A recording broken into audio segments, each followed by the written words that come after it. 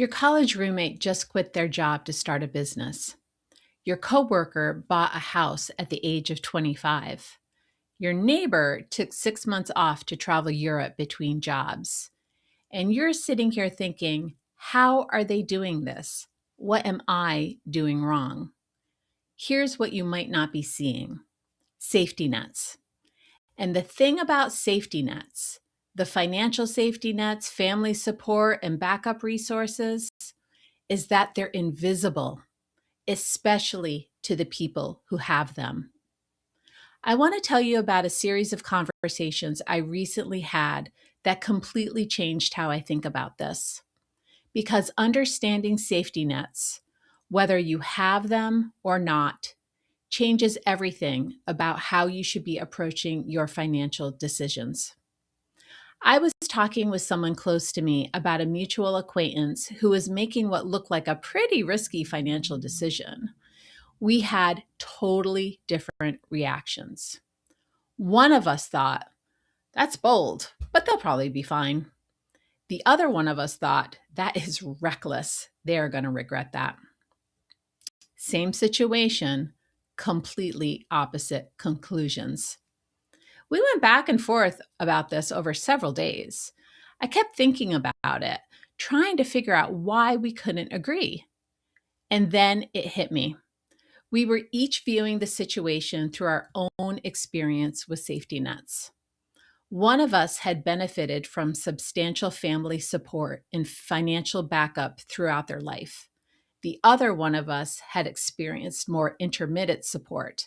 Sometimes there was help, sometimes there wasn't. We were watching the same person make the same choice, but we were seeing completely different levels of risk. And here's the thing: this matters more than ever right now. After a brief narrowing during the pandemic, wealth inequality in America is widening again.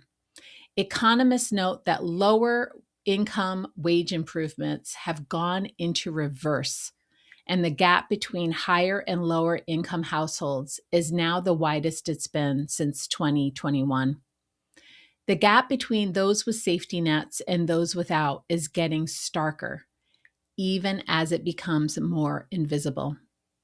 So let's talk about what actually counts as a safety net, because it's more than just savings. First, financial capital. Emergency savings, yeah. Money that lets you handle that broken water heater without a panic, but also a pension that guarantees retirement security. Retirement savings that are actually on track because your income allows meaningful contributions. Access to safe, low-cost investment options. Second, human capital. Your health, because that determines your ability to work and earn income. Your education, because that opens doors to different types of employment. These aren't just nice to haves, they're fundamental building blocks of financial stability. Third, social capital, and this is often the most invisible one. Family members with financial means who could help in a crisis. Parents who contribute to a down payment on a house. Relatives who paid for college so you graduate without debt. An inheritance that you can reasonably expect. Or friends who provide practical help. Someone who can give you a ride to the hospital, watch your kids in an emergency, help you move when rent increases. During the pandemic, this became really visible. Who could help with the groceries when you were quarantined? Who could watch your kids when the schools closed? These practical forms of social capital directly impact your financial stability. Now, here's the national picture that makes this urgent. The top 1% of Americans now hold about 31% of total household wealth. The combined wealth of America's top 12 billionaires exceeds $2 trillion. Meanwhile, younger generations are accumulating significantly less wealth than previous generations did at the same age. The Black unemployment rate remains roughly double that of white workers. the homeownership gap between Black and white families has actually widened from 26 to 30 percentage points since 1960. This isn't our abstract economic theory. This is the daily reality that shapes which financial choices are available to you. So, what difference does having a safety net actually make? One, options. When plan A doesn't work, you can pivot to plan B or C. You're not trapped by a single choice that didn't pan out. Two, peace of mind. When your dryer breaks on Sunday night with all of your work clothes inside, it's an inconvenience requiring a repair call. It's not a week-long catastrophe that triggers missed work, lost wages, and deepening financial problems. Three, space for risk-taking. When you know resources or people exist to catch you if you fall, you might start that business, return to school, take a job where success isn't guaranteed, but the growth potential is real. Without safety nets, everything changes. You focus on right now because long-term planning feels pointless when the ground keeps shifting under you. You become risk adverse by necessity. Starting a business feels impossible. The hours required for education would mean sacrificing income you can't afford to lose. You take jobs you can do with your eyes closed rather than ones that would challenge you to grow. And here's where invisibility becomes a real problem. If you have safety nets, you encounter situations where people's choices baffle you. Why are they still renting? Well, your parents helped with your down payment. Why haven't they finished their degree? Your family could afford tuition. Why won't they pursue that exciting opportunity? You have savings to sustain you if it doesn't work out. If you lack safety nets, you might struggle to understand how others achieve what seems impossible. How did they buy a house so young on a salary that couldn't possibly cover the mortgage? How are they supporting their household while starting a business? Where is that money coming from? How can they take months off between jobs?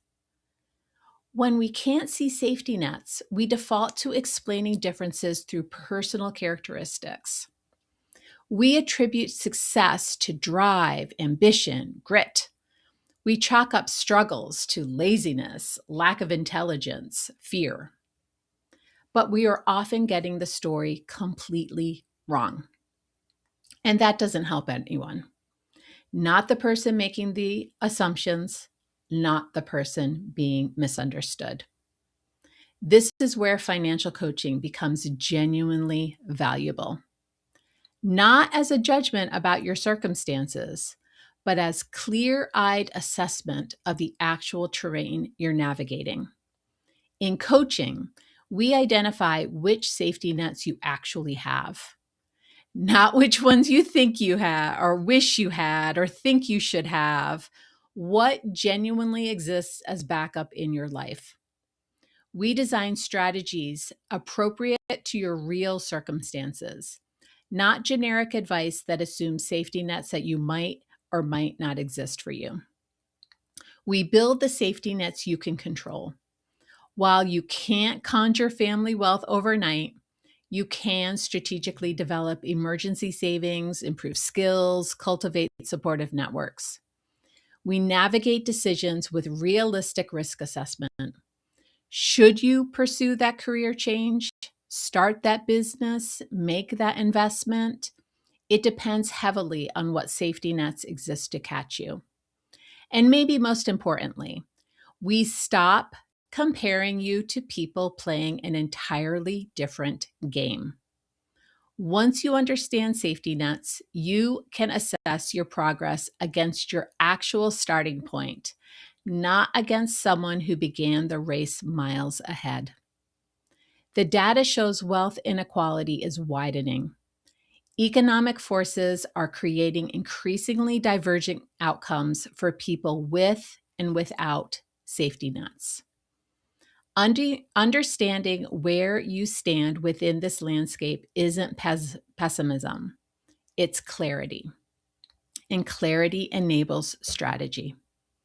Whether you're working with limited financial safety nets and need to build financial resilience with that in mind, or you have safety nets but haven't been leveraging them effectively, the first step is always the same: seeing your situation clearly. That's what coaching provides. Not optimism or pessimism, but clear sight. Not generic advice, but strategy built for your circumstances. Not judgment about your starting point, but honest assessment of the path forward from where you actually stand. The link to schedule a free consultation is in this video description. Let's get clear about your financial reality and build a strategy that works for your actual circumstances, not someone else's. Thanks for watching. I'll see you next time.